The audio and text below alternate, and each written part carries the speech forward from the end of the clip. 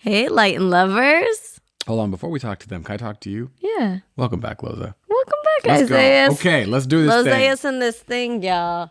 Okay. Back now, like we never left. Back like we never left. Yeah. It's been some time. When did we finish our last episode for season 1? Sometime in March. Okay. Yeah. Okay. It feels like another lifetime ago, though. Sometimes I'm like, has it already been? It's been half a year, I guess. Crazy. Six months or so. Yeah. Almost. How have you been feeling since we last left? I think it's a lot of redeemed time. Whoa. You know? I say that because, putting these podcasts together takes time. It takes a lot of preparing, a lot of editing. Ego's not an editor. So I remember as soon as we finished, I thought to myself, wow, that took a lot of time. But it's cool because it feels like it was like not to like, size it up or whatnot, but like Size it up, girl. Size it up.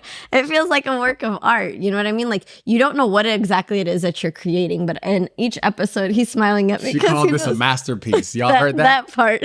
She ain't lying though, is she? She ain't lying though, is she? 102 reviews say otherwise. Yeah. Thank y'all for that, by the way.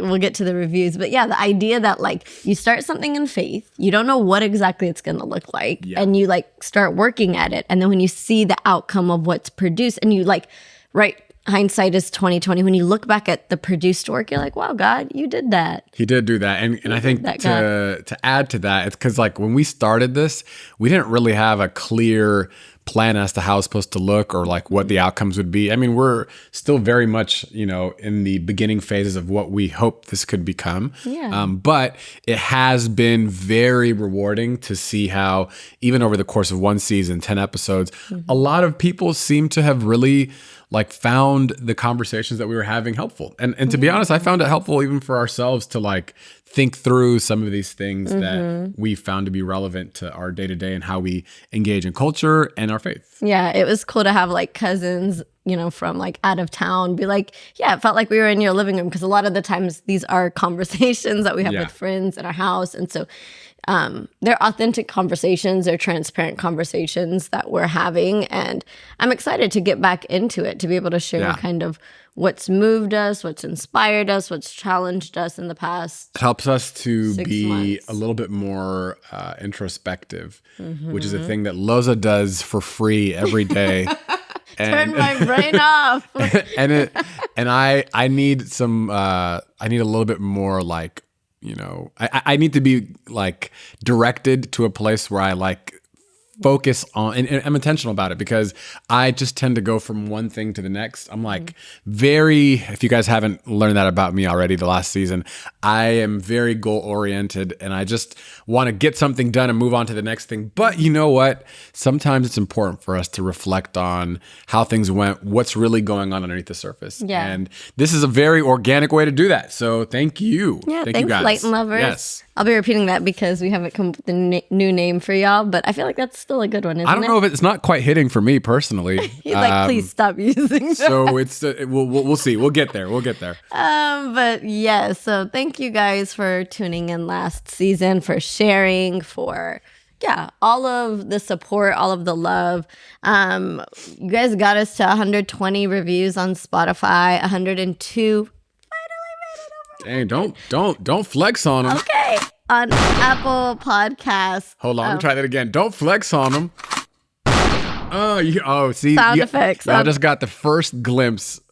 Man, we're really just figuring this out. Y'all just got the first glimpse of our sound effect game, okay? We're going to be slowly but surely building it over time. Yeah. But I just want you guys to know it's going down this season. Yeah, that part. There it is.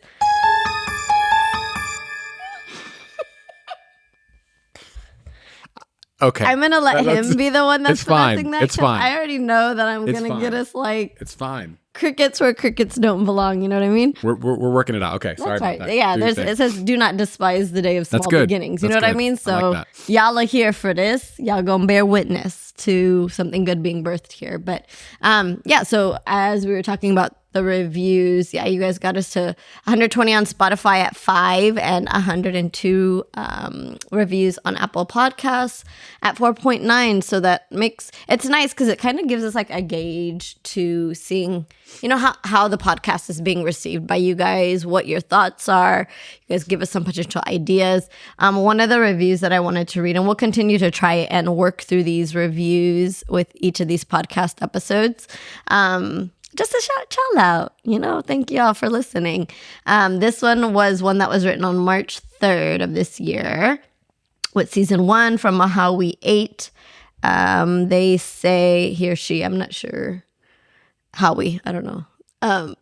But they say, I've been following these beautiful people online for a while now, and it's so refreshing to get to have this platform to listen and learn from them. They are transparent, vulnerable, and have so much wisdom. 100% recommend. 5 stars. There it is. Let's go. Yeah. Thank you for that, Hawaii 88. Yeah, it's so much love from you guys. We've felt it, and we are excited for all that's to come in this season. So let's get to it. Yeah, welcome to season 2, episode 11. Episode 11. We were like trying to figure out what is the best way to come back in season 2, and we've like over the last couple of weeks floated a bunch of different ideas that we want to talk about for this next season, and we have some that we're considering. It's going to be kind of we're going to be inspired in the moment, and we're going to not pre-plan too much. But as we were talking earlier this week, it kind of hit us that the conversation that we have to start today with is one that has been very integral to the start of our year, and then we kind of revisited it again a week or two ago, and we just realized how important it was for us in terms of just determining what our North Star is. And we are here talking about the importance of our why. That part. What does that mean, babe? Yeah, so this past week, I was just thinking to myself, sometimes, when you kind of have consistency and routine and you're a person of like habit, sometimes you find that like passion kind of dissipates, over time. And that's because you're doing, the tasks, you're doing the diligent work that needs to be done to bear fruit. You mean like when I started 75 Hard and finished 75 Hard and then started eating Popeye's chicken sandwiches again? That's okay. You mean like that? We all have our own journeys, but yes, that's exactly why. It just gets, it can be That's tracking. It can be not overwhelming, but it just can become mundane, tedious. I'm in my big boy era these days, okay? No, we working back. Yeah. We'll get that's going to be another episode conversation. Yeah. Health is definitely important, but I say that just to say that as I kind of found myself in that space, I was like, wow, it's so important to recalibrate, right? Like I'm a person that likes to go back in retrospect, look at what worked, what didn't work, and then try to tweak it to be better for what's coming. But I just found myself in a place where I'm like, dude, I'm losing zeal. I'm like, my ambition is there. And immediately I had some imagery, and I think a lot in pictures and stuff. And I was just thinking wow, it's so crazy. Imagine you're on this road. And I shared this with you. Yeah. But refresh my memory. This is how most of our conversations go in the house. You said that? No. When did that happen? But yeah, so you're walking down this road and basically you're not necessarily knowing where you're going. You have no intention on getting anywhere particularly, but as you're walking, you see a bunch of beautiful things along this road, and it's things distracting you to the left, things distracting you to the right, so you kind of slow down a little bit. And I was thinking, wow, that's so crazy, because sometimes I find that's how I feel whenever I am not focused as to where I'm trying to get to. And sometimes that's easy when you're the vision is not clear, the path is not clear. When those things are not clear, it's somewhat meandering. Yeah, you meander, you take your time, you kind of lose the intention or the getting purpose tossed of why by the wind. You're just going with the flow, whatever feels good, whatever's in the moment. And I found even with losing the zeal and how that translated to the actual my situation in the past week, it's my days weren't as like intentional. They weren't as purpose. They just seemed like I was making do the best I could. And if it worked, great. If it didn't, so what? You know, you roll into the next day. And so I just kept thinking to myself, wow, it's so important to like crystallize vision as to where you're trying to get to, so that every step that you're taking is intentional. Every step that you're taking is like purpose towards arriving somewhere, you know? And I think as a whole, a lot of us, we know this idea, kind of big picture, that vision's important. You know, we talk all the time about how, you know, of course the Bible says without vision the people perish. And I think we all know we have goals and like we're kind of moving in a certain direction. But I think what we're talking about, at least why it registered so deeply to us most recently, is that we're really talking about it from a granular, kind of very hyper specific standpoint. And like, even if we don't know exactly each move that we're going to make, it's like really understanding the why behind the vision that I think is the sustaining force. Because like, even if we say, yeah, I'm going to get up, just for an example, I'm going to get up and work out every single day. And that's like my vision for myself. I'm going to do it. Yeah, that's a clear vision. That's a clear direction. But like, if you can attach that to a why, it's like, I need to work up and work out every day because I need to be healthy for my children, or I need to get ready for this opportunity, or whatever the case might be. There's like a serious motivating factor to that. Yeah. And, you know, I think what was really cool for us this week, and we should talk about, is how we thought about that from the perspective of all of the different pieces of our life and how they tied together. Yeah. So let's go back to the beginning of the year. Because at the very beginning of the year, I personally felt overwhelmed at this idea that Loza and I, have we talked about this before? I don't know. You're about to surprise me. I don't know. Okay. We have to at find the very out beginning of together, the year, listeners. we had, I felt very overwhelmed by the idea that we had our hands in so many things. You know, we have a real estate business. You know, we have our family life that we're trying to do right by. We have my acting career that's happening. You know, we have, you know, our goal for wanting to, you know, be people who can give of ourselves to the community. Like there's just so many different things, you know? And we were like, how do all these things even make sense? And how do they work together? And we did this really great exercise where we were able to say, okay, well, this fits here, this fits there. What's the cohesion? What's the thing that makes all this stuff, you know, come together? And we kind of found, you know, that like connectivity. But I think what really made it really drilled down for me was when we revisited it again and we said, the why for why we do what we do is really kind of inspired by one baseline thing, which we've seen to be true individually, together from the first time we were married, is that we are people who love to encourage others and we want to like stir up a sense of belief in people, whatever that might look like. I think we both instinctively see like an importance in that. Yeah. And I think connecting that thing that's true about us organically into how that relates to everything we do was a really helpful experience. Yeah. Yeah. I like that. And only in hearing you talk, I'm like, wow, that's interesting. Because, like kind of like backtracking, the why and a vision really are different, but the why clarifies and further crystallizes the vision, which is so important because a lot of the times we're not asking ourselves that question. And I remember to kind of connect it to the point you just made, even about our, you know, at the start of the marriage, like right as we were getting married, doing some premarital counseling and stuff, I think one thing that we had asked ourselves is light counseling. Very light. Yeah.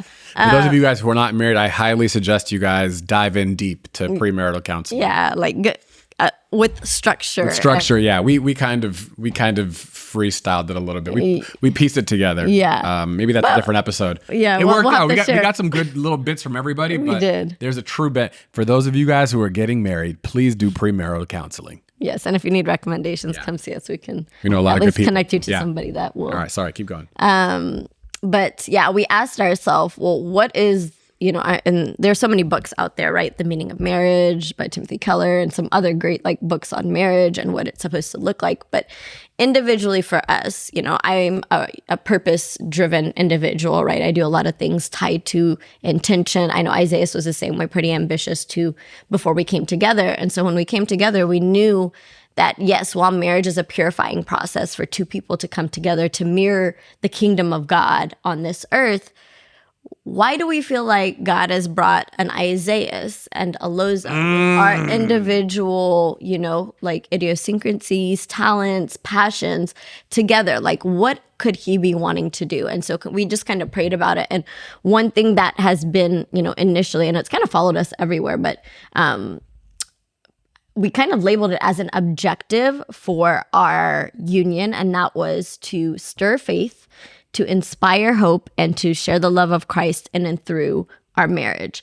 And so whenever we're like navigating different things, that's always been our, like, going back to inspired by First Corinthians 13:13. At the end is faith, hope, and love, but the greatest of these is love. And so if we can base our entire life around these things that God is telling us are integral to, like, life and the things that are really going to last at the end of the day, how can we build our life around that? And so that became our original why. And over time, it's looked differently, right? And even that was, even preceding that, we noticed something in each other, which I believe was part of what drew us to one another, is the very first time that I like really looked at Loza as someone who is kind of special was when when we were talking on Twitter, and I forgot how we got to that point, but she was like she encouraged me with, I forgot what verse or something.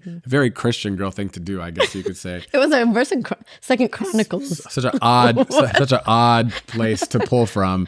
Would love to remember what that verse was, but all that to say, I was like, for someone who, like, because I'm typically the one that's like, hyping up my friends or trying to, like, push people to believe more for themselves.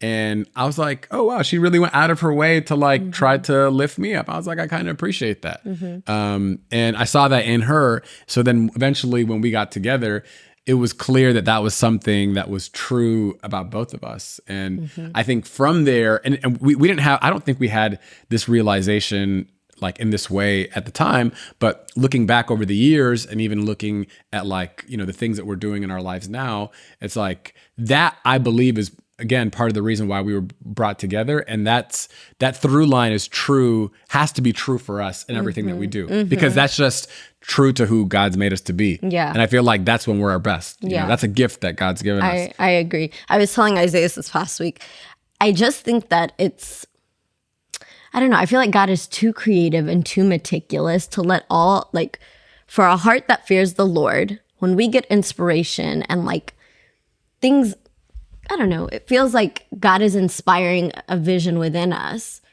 There's a part of me that's very hard pressed to believe that those things don't align with an objective that can kind of umbrella your life, if that makes sense. So for example, us identifying the fact that we're both encouragers, clearly seeing that that's a gift that from the Lord, and wanting to stir faith, inspire hope, and to share the love of Christ.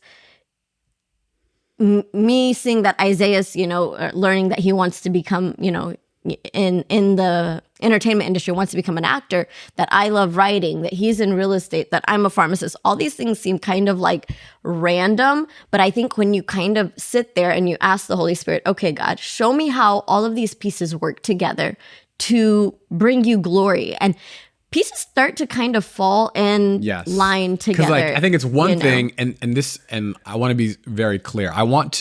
We want to compel you guys to think critically about the gifts you have and what you believe God's put inside of you. And then think about like how all these things tie together. So let's give you an example. So, we were thinking about all these different seemingly disparate pieces in our life. And we were thinking about the things that God's instilled inside of us.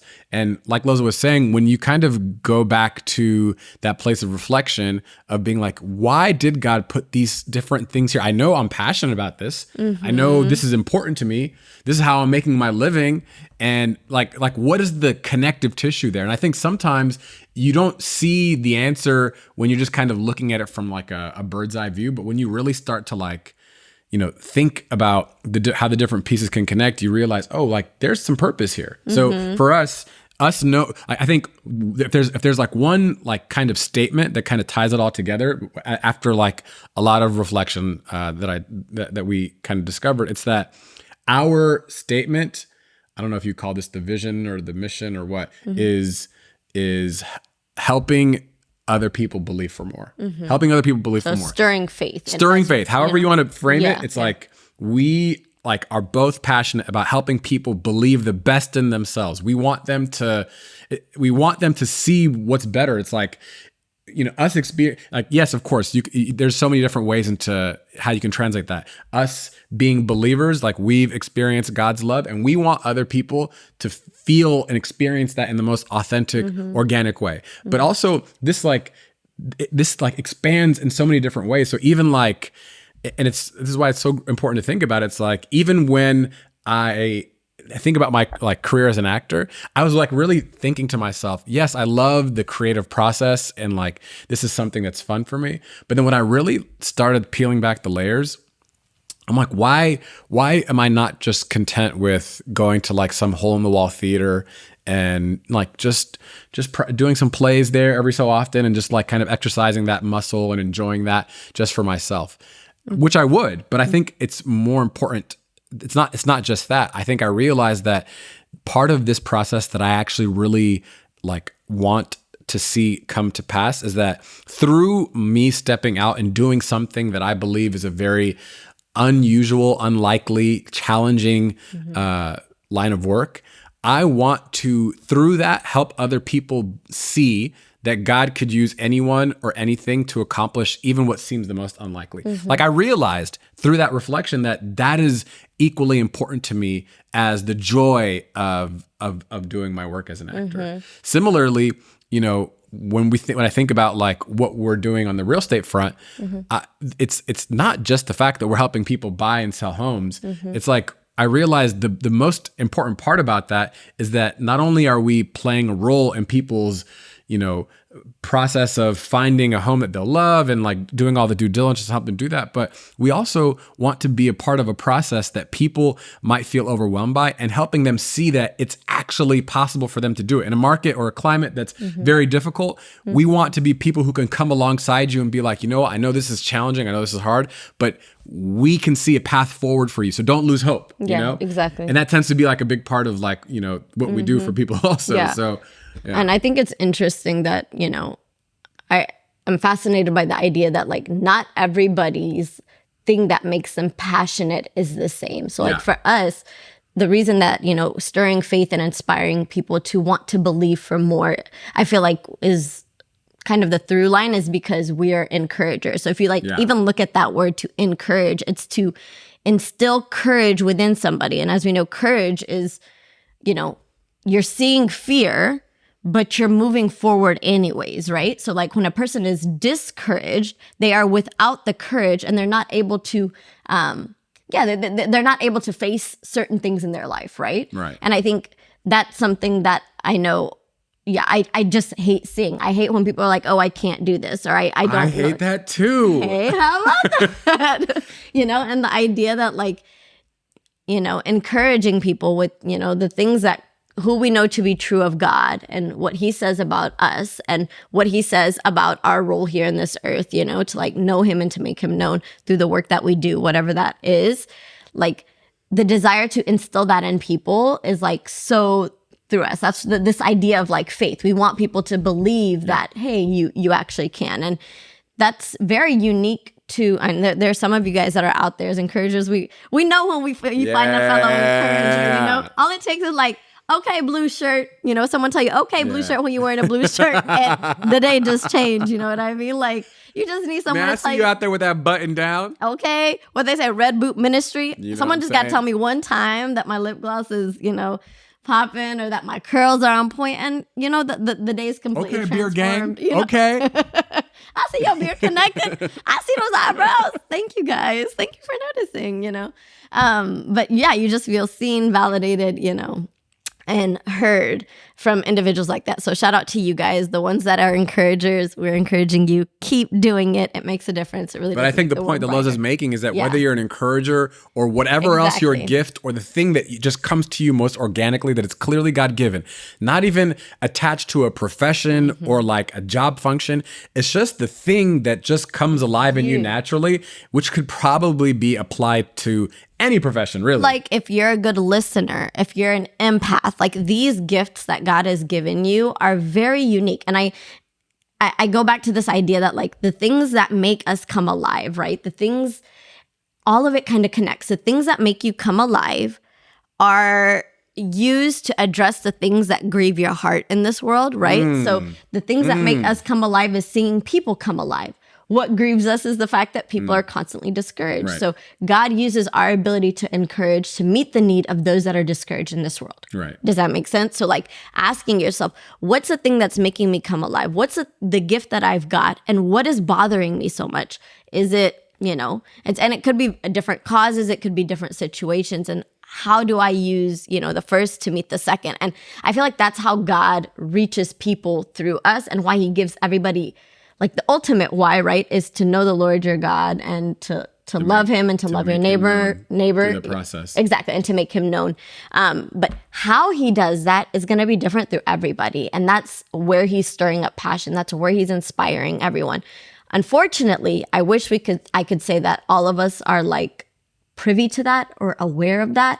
I feel like a lot of us are just walking aimlessly and just doing, you know what I mean? Just doing which life. brings us back to the original, like, kind of musing that you were having. It's like, I think, and I feel like we fall victim to this oftentimes too. I think the default mode for a lot of us is just to kind of meander. Even if we have like and what's deceptive is that even if we have kind of like a vague direction or a vision that we've assigned for ourselves, I think a lot of times that goal, that loosely defined goal, still allows us to kind of wander on the way there. And it's not to say that everything happens in a straight line. Right. It's that I think we owe it to ourselves to really think about, what is the thing that God's put inside of us that motivates us to like really be the full best version of ourselves. Not assigned to a profession, not assigned to any specific task, but it's like, what is this thing that God's put inside of us? And then, thinking about how that connective tissue aligns with where God's placed you. Because otherwise, like, it's easy to think to yourself, oh, well, like, what does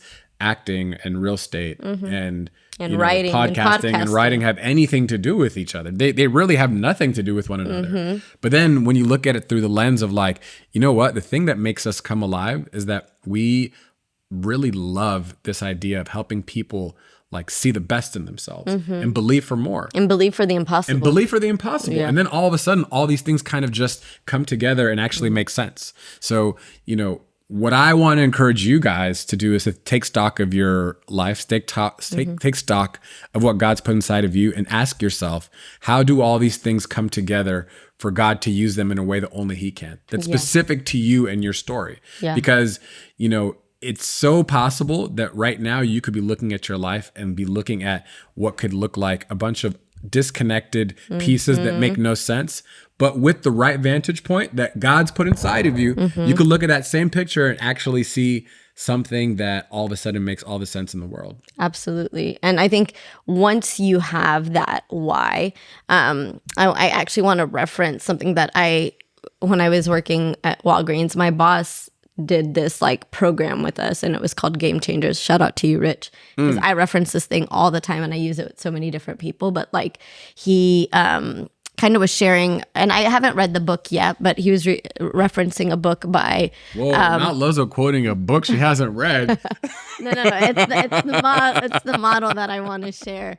I've watched the TED Talk, so it is pretty applicable. Don't crucify me, man. But yes, if you have, it's a super long book. I actually downloaded it on Audible and never got to it, but it's called, it's a book by Simon Sinek and it's called Start With Why. And basically why we did this at work was, by the way, don't laugh at me. Some people clown on me. Excuse me for one moment. No, wrong one. Sound effect guy lost. You know what? I'm sorry. Forget that just happened. We're gonna try that again in a second. Go ahead. I'll let you do the wah. It was the blue one. No. I was trying to look for the. That's a laugh track. Okay. We get in there, guys. But yeah, a lot of people call me because English is my second language. So when I say the word why, now I'm like saying it the right way. W-H-Y. I always pronounce W and H's with everything. So I say why. And they would call me at work, why? White House, what, but I don't do it. What is what, but like why? You're why fine. Honestly, no one would have ever even But picked if up on that. if you did hear it, that's why I do that. So, but anyways, so he did this exercise with us at work because he wanted us to understand the reason we were doing the things that we were doing at work. So a lot of it's like behavior rather than tackling behavior modification, right? Like I need you to verify so over many scripts in this set amount of time, or tackling the behavior of like efficiency, or this is how I want you to doctor detail, or whatever the case may be. He was smart because he had us kind of evaluate our personal whys and then apply that in a work setting and connect it to what is Walgreens' why and how do the two marry each other. So it's kind of like goes into, not only is this going to be a personal assessment that Isaiah was encouraging you to do, but you'll be able to find that once you determine, your why, it will dictate your how and your what. And so what I wanted to share from the book, he had said, you start with why. It was just this. You need to have the clarity of why, the discipline of how, and the consistency of what. So, the why is obviously the purpose, the cause, the vision, or the belief. The how is obviously ways to realize the intangible ideas, and what is the actual tangible forms of the why. So, I think for us, even when it comes to like Tedra's team or like our marriage or like child rearing and all the ways that we're like wanting to stir faith, inspire hope, and share the love of Christ in and through us. That's our big why. How we do that is like we stir faith through a podcast. We do it through, sometimes we'll speak for, different churches. Or like we doing on this podcast right now. We're doing on this podcast, or sometimes we'll, the why may be I want to stir faith or inspire hope in the workplace. I love to bring that and bring it into a workspace when I'm dealing with so many people that I may not have. Did you say 10% giving model? I didn't, but please, bringing it into our, exactly, stirring faith, inspiring hope. That's kind of what it's. That's kind of what it. Yeah. So go ahead. Oh, you can share on that. Well, it's just like thinking about how this idea of stirring faith and like hope in people in the different facets of our life, as we were discovering how we wanted to have this be consistent in every aspect of our life, we thought to ourselves, okay, so in addition to the fact that we are helping people through the home purchasing process, how in a climate like this one where it's becoming increasingly difficult for people to get a home with low inventory and costs are rising, how can we help people tangibly believe that this is possible for them? How can we put our own skin in the game? And this is not like something that comes naturally to me. I'll say that. It's like when I think to myself, like we're already working in a business that is purely commission based and everything, there's nothing like regular about it. And then you're like, oh, okay, like people are feeling this pain and this struggle of like trying to find a way to make it happen. But even though there's nothing consistent about what we're doing, how can we still meet people there? To me, that felt like, it kind of felt similar to like the tithing principle in a sense. It's like, kind of giving something that, there's like no real guarantee. Actually, there is a guarantee according to what God says. But like, I guess what I'm trying to say is we just wanted to extend ourselves in a way that helped people believe that things were possible. Yeah. And what better way to do that than just to, show people through our actions as opposed to just our words. Cause I think it's one thing to like juice people up with what you say, but I think it's totally another thing to do it with backing it up with your life and your actions. Yeah, exactly. And I think the model itself, what it became was the what for us, right? So what do you mean by that? So like our why was stirring faith, inspiring hope, and, sharing the love of Christ. How we did that was through real estate, through serving you guys. And the what that resulted from that how is a 10% giving model. It's the fruit of of that process. And so sometimes you can kind of work backwards. Maybe look at all of the what's in your life, all of the different areas that you're doing. So like, my job or Loza writing, these are end games, like end products. Now, why do I like, what's moving my writing? What's moving me at work? Days that I'm like coming alive. What is that? Is it how I'm how I'm showing up for my coworkers? Is it how I'm like leading them? And then backtrack to determine your why. Well, why is it that that method makes me come alive so much? And then you can basically work backwards. Are you saying that your why is, I don't think I followed that. Are you saying your why is changing for? Not changing. I think, so the why will dictate the how and the what, right? So like the byproduct and the fruits of your life. Right. Those things can look different. Correct. Yeah. So you can look at currently, if indeed you are looking for your why, look at the fruit, look at the products that's being reverse engineered. Oh, okay. Yeah, look at the fruit. And if indeed the fruit of your life does not align with the why, then maybe that might explain why you're experiencing burnout. Yeah, that's interesting. A loss of passion, feeling like things have kind of gotten tedious, and then obviously when all of that's determined, then you'll realize that the vision has kind of been lacking as well. And so that's kind of what I felt like maybe when we entered like this like tedious. It's not because I didn't know my why. It's because I was looking at the fruit and I'm like, wait a second.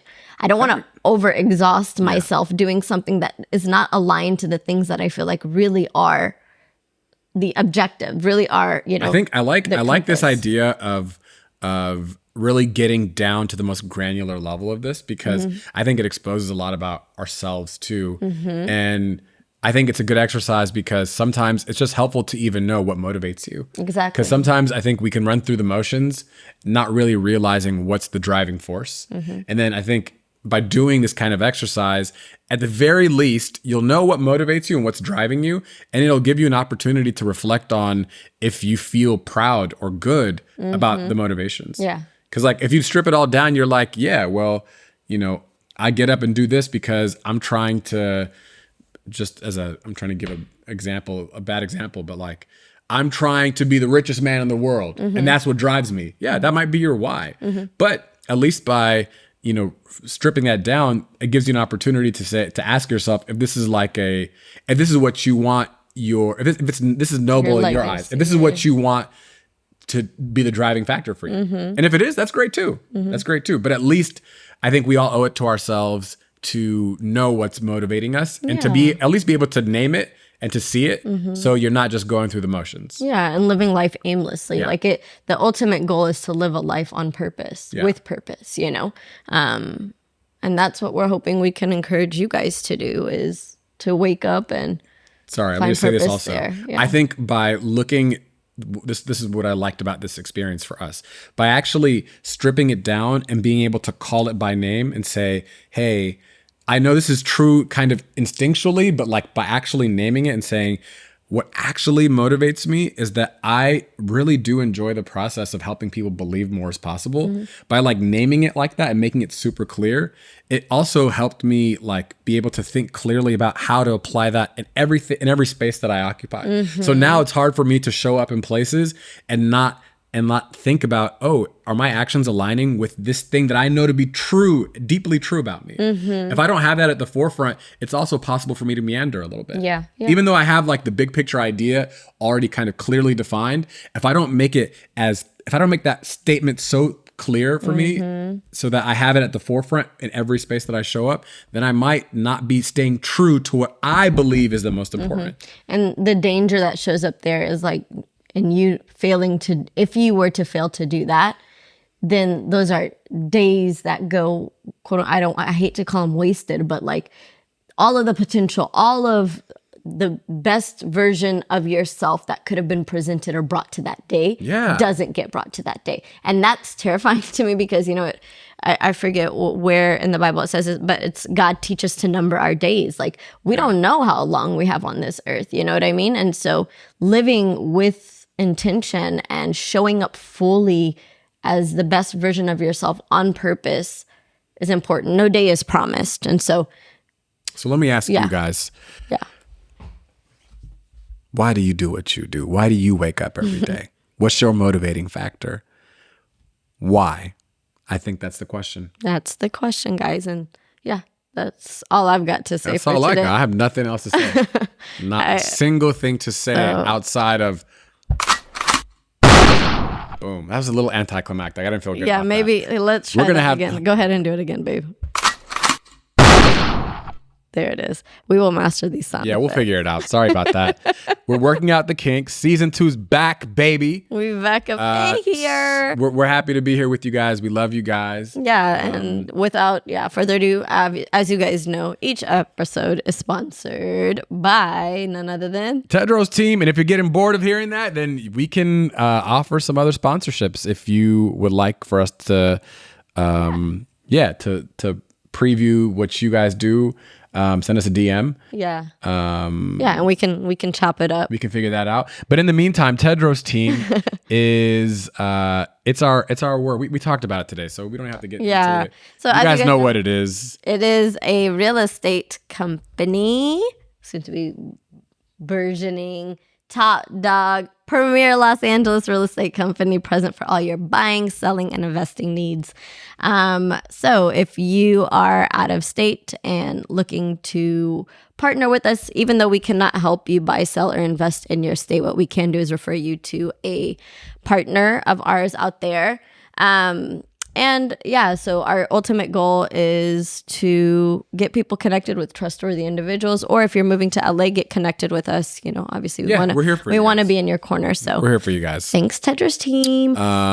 Anything else you gotta get off your chest?